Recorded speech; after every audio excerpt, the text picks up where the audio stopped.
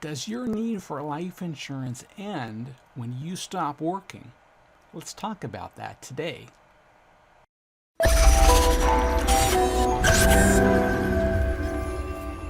So it's a question that I get often, and so I thought would make sense to address it in our video post today. What's common is a mindset of thinking that life insurance is a need that replaces working income. Now, that certainly is true.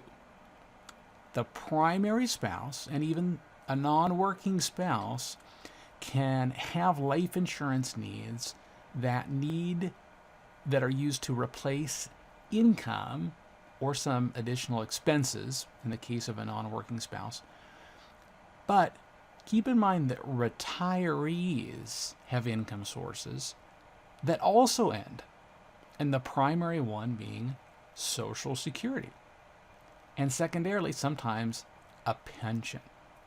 Now, it's unavoidable in a married couple situation to lose one Social Security check at the premature passing of one of the spouses. Now, the question is whether or not this loss of a Social Security check, this income, is offset by the reduced expenses of the surviving spouse. And that needs to be stress tested beforehand, early on in retirement, in order to determine whether there may be a continued need for life insurance, a continued need for a death benefit. Now, depending also on how, if you have a pension, it was elected at the inception, you also may have a reduction of income at the passing of the spouse.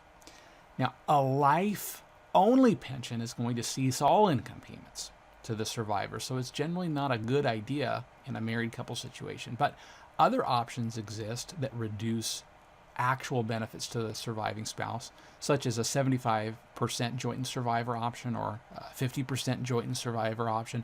Those create reductions in income for a surviving spouse.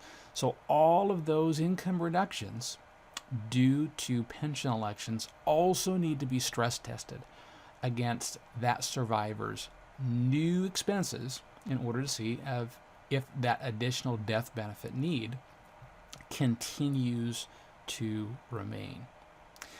Now, sometimes by the time a retiree actually realizes they actually continually have a need, or they continue to have a need for that death benefit and for life insurance, they're at an age where that cost for life insurance becomes prohibitive.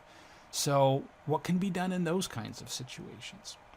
Well, some retirees are in a position to be able to incorporate their housing wealth as a safety net for their surviving spouse in a situation where there is that loss of income, a loss of a Social Security check or a reduction in income due to a pension.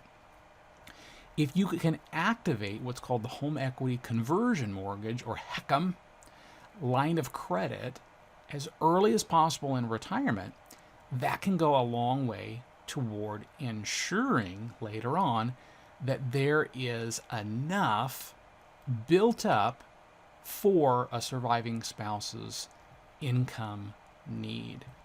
Question for you that you can answer in the comments. Have you ever stress tested your need for life insurance in retirement?